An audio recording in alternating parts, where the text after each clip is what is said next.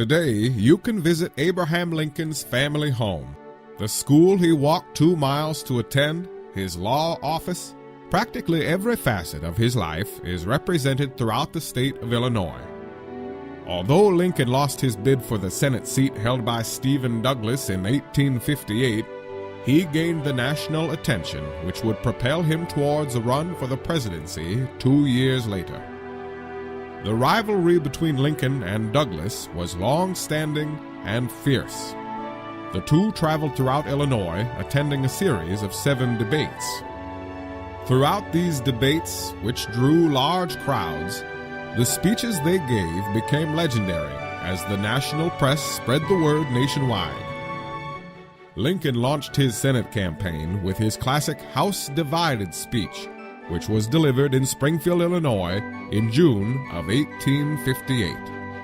In his private papers with pen and ink, Lincoln struggled to solve the slavery issues troubling him deeply as he campaigned. Slowly, he began to move in the direction of action he would take in 1862, when Lincoln penned the Emancipation Proclamation which freed the slaves.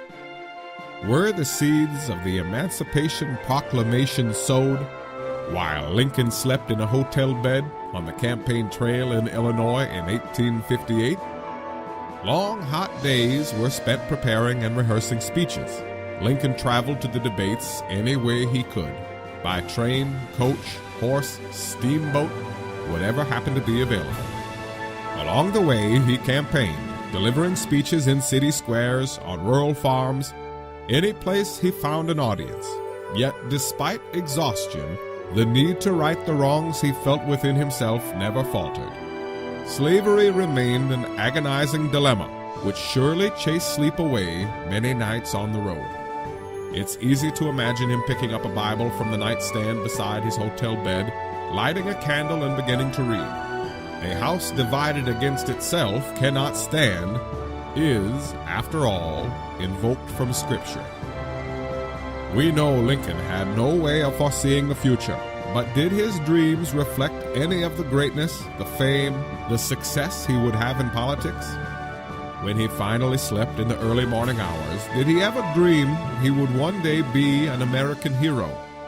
Or did he simply dream of home, his family, places he missed, perhaps loved ones he'd lost? Laying in a bed Lincoln once slept in while campaigning in Illinois, what may be inspired in your own thoughts? Sleeping in Abraham Lincoln's bed, what wonders may be discovered in your own dreams? A timeless, walnut, hand-carved bed Lincoln once slept in may seem like little more than a moderately interesting piece of history. But when you consider the person Lincoln was, how he thought and lived, his greatest hopes, fears, and dreams, it is truly a treasure.